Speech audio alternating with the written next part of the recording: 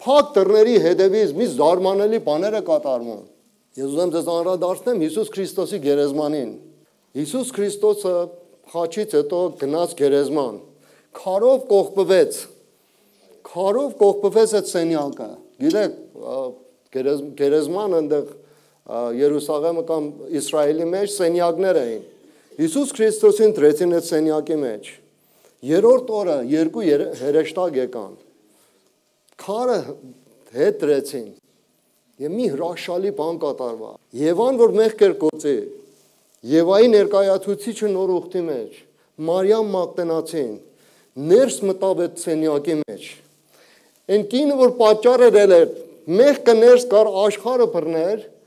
Աստված ճիշտ կարծեց այդ ողորմությունն արավ եւ նոր Եդեմի դուռը բացեց այդ կնոջ վրա։ Եվ որ ինքը ներս մտավ, հրեշտակներին տեսավ։ Եվ հրեշտակներն ասացին մեռելներից հարություն առած Հիսուս Քրիստոս էլ արդեն այստեղ չի, հարությունը առել։ Փակ դռների հետևը հրաշալի բաները կատարվում։ Մեռածը արթնանում է։ Եթե այս պատմությունը 4-րդ թագավորաց 4-րդ գլխի մեջ գնանք, մեծ օտար կնգա մասին է խոսում։ Կնգա մասին է խոսում, որ հարուստ մի կին է։ Ես չուզեցամ ամեն համարներն ասեի, բայց մի հարուստ կին էր։ Աստծո ծառան երբեմն տած անցնում էր։ Այս կինը մտածում է, Աստծո ծառան գալիս է, քանի ժամանակ մեկ մեր տունից անցնում է, արի որ իր ամուսնուն ասում, արի որ մի սենյակ սարքենք այս Աստծո ծառայի համար։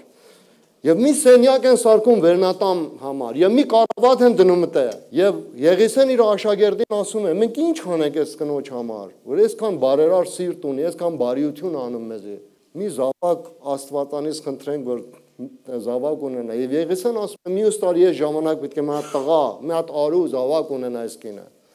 Եվ անցնում է մի տարից հետո Աստված իրան զավակ է պարգևում։ Բայց անցնում է մի ժամանակ, որ այդ տղեն մահանում է, եւ մի հրաշալի բան է ասում այդ կինը։ Գիտեք, մենք պետք է իմանանք, որ մեր տան մեջ ինչ բաների միջոցներ կա։ Այս կին իր տղեն մահանում է, բայց այդ կինը իր տղին ինչ անում, տանում է վերևի սենյակը եւ պարկասնում է տանկողնու մեջ։ Գիտեմ, որ մարդիկ կան, որ իրանց երեխեքին կորցրել են։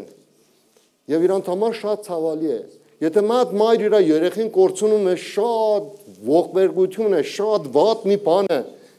Պետք է լացի, պետք է Աստծուն սկսի հայհոյանք ներկայացնել, ինչու ես, Տեր Աստված, ինչու ինձ այդպես արար։ Բայց այս կինը ոչ մի բան չի ասում։ Իր մարդը պատգամ է ուղարկում, որտեղ երեխան հիվանդացել էր իր ամուսնու մոտ։ Ամեն ինչը լավ է, ամեն ինչը ոչ մի բան խնդիր չկա, եւ կինն ասում է ամեն ինչը լավ է։ Երկմիտ մի եղիր եւ որոշում է, որ իր մեռած տղային տնի Աստծո ծառայի կառավարի առաջ։ Մենք ինչ բան ունենք, որ պետք է ներկայացնենք, ինչ մեռած բան ունենք, ինչ մեռած զավակներ ունենք, որ պետք է ներկայացնենք Հիսուս Քրիստոսի առաջ։ Եվ կինը ուղարկում է Աստծո ծառայի հետևից։ Աստծո ծառան հերվից տեսնում է, որ գալիս է եւ շփոթություն կար։ Եվ Եղիսեն ասում է, Աստված ոչ մի լուրջ տվավ ինձի, որ ինչը պատահել։ Գնանք տեսնենք այս կնոջ սրտի մեջ ինչ է անցնում։ Եվ որ գնում են, Եղիսեն իր աշակերտին ասում է, դու գնա եւ ձեռնափայտդ տար եւ դի այդ երեխի վրա, այդ երեխան պետք է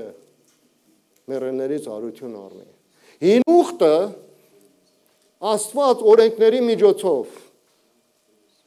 օրենքը տվավ, բայց այդ օրենքը կարողություն չուներ մեռելներին հարություն տար։ Մովսեսը ուներ ձեռնափայտ։ Մովսեսի ձեռնափայտը կարող էր ծովը ճեղքեր,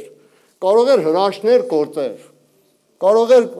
ջուրի մեջ խփեր եւ ջուրը արուն դառնար, բայց մի տկարություն կար այդ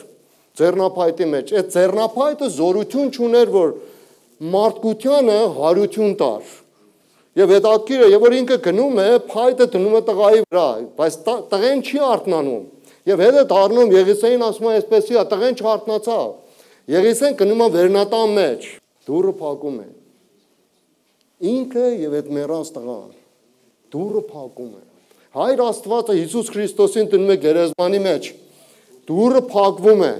բայց Հայր Աստվածը նպատակ ուներ, որ այդ մեռած տղային արթնացներ։ Մարդկությունին պետք է արթնացներ եւ մահի վրա պետք է իշխանություն տներ։ Եվ ման պետք է ոչիչանար։ Եղեսեը որ գնում է երեխայի վրա պարկում է։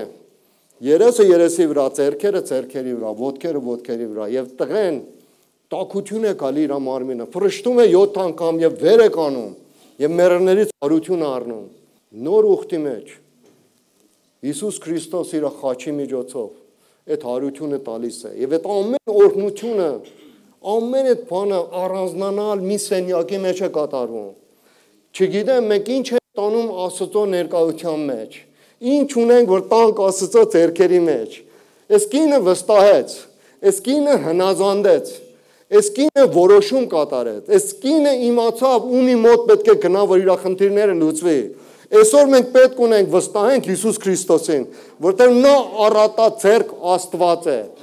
Եթե յուղը կանգ առավ, չի նշանակում որ Հիսուս Քրիստոսը ավելնորդ չուներ տալու։ Հիսուս Քրիստոսը միջով հավիտյան եթե աման տնենք իր առաջ, այդ ամանները կարող է լեփ լեցուն անի իր յուղով։ Ամեն մեկս ունենք տարբեր ամաններ, բայց այս ամանները կարող է սահմանափակ լինի, բայց Աստծո օրհնությունը սահմանափակություն չկա նրա մեջ։ Ուրեմն մենք պետք է ճանաչենք մեր Աստծուն, որ ինչքան առատեց դեռ Աստված է եւ հրաշալի բաներ կանի մեր կյանքի մեջ։